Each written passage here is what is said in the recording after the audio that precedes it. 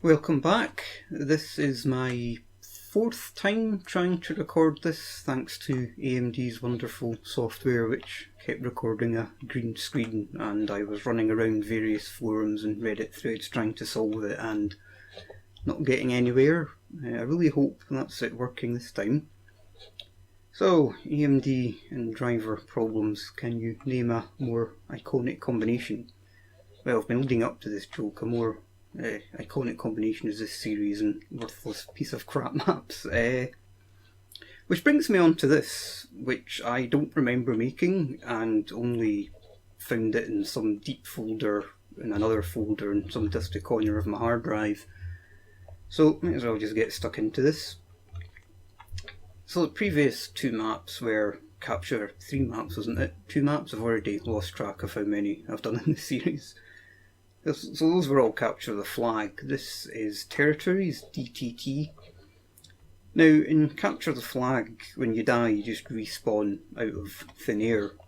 And this little gadget here's a respawner. So if I just pull myself up, you actually spawn back on this thing.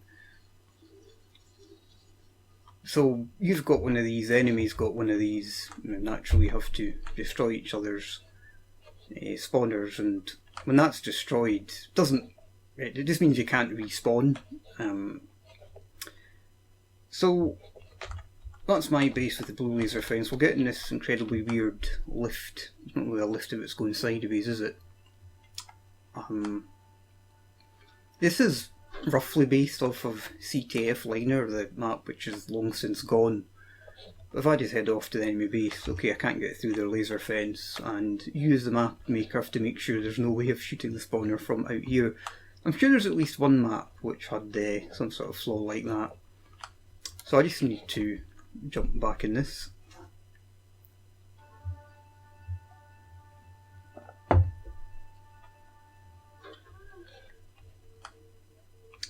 So down in the bottom left corner there, actually helpfully says the objectives, so these little keypads here are important.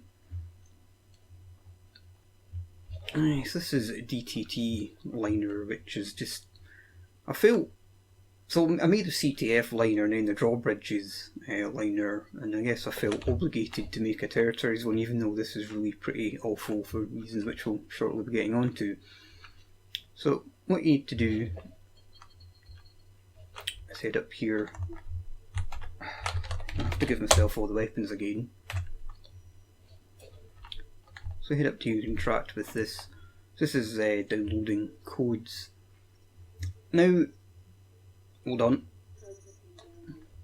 There's a noise which takes me back.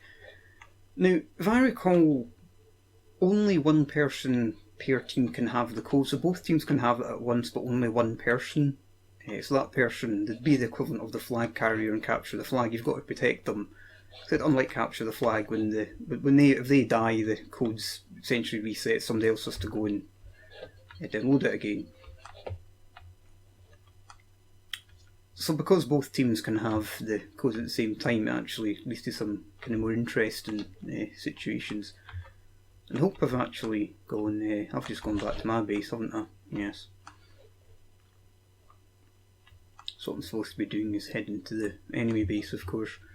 This is a really bad design. I don't mean graphically, I mean this sort of layout would... There's a DTT map, I think Chozo, which is like an official map that came with the game, which has this design of just one way to the code room and that's it, and it just becomes a complete choke point snipe fest with the whole conflict. There's no alternative routes, there's no flanking. There's really nothing interesting at all. I guess the one thing you could do, actually, before we get on to that, so if I arrive here, actually with the codes, yada yada yada. Do apologise for that horrible noise. So with those codes, with the fences down, I come in here, destroy their spawner. That doesn't win the game. It's when you destroy the spawner and the rest of the enemy team's eliminated. That's the victory condition. Now I think if I blew this up it would just end the round and probably kick them out of the game. Because again, I'm the only person here. Now if you were on the team which belongs to this base, you can just go and repair the laser fence at this keypad here. You don't need the codes to repair it, so if the enemy hacks your base you can defend against it, and you can just go up here and interact with that, and that'll reactivate the laser fence.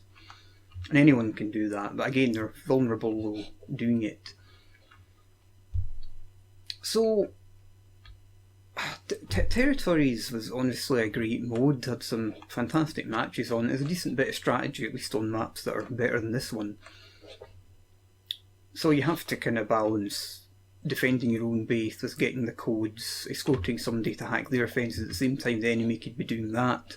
And if yours get hacked, somebody has to defend it and then also repair the fence. It's actually, you know, if you've got a good 8-10 people per team, it's actually a very, very interesting game mode. Which is a shame that I can't show it to you because, again, no bot support.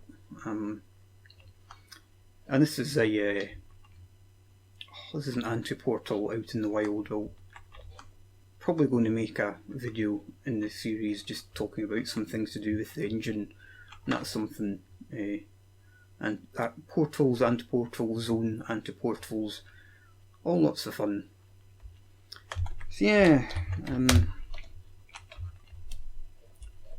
I felt obligated to make this map even though it's terrible, so I guess I'm obligated to show it even though it's terrible.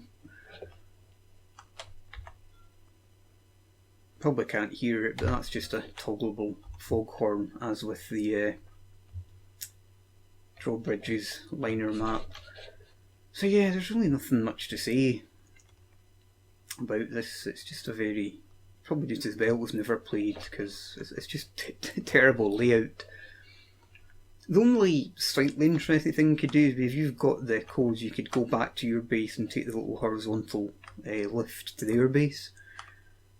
And maybe in some alternative universe I made a much better version of this with, you know, various levels and catwalks and kind of levels actually in this ship rather than just this inexplicably tall vessel. Gotta love that. BSP geometry. Well, I'm aware I've been very slow with this series. I kind of thought I'd have much more out by now. I just kind of keep forgetting to do it, or AMD's software just glitches out and I lose about, you know, an hour's worth of recording it over and over and over again.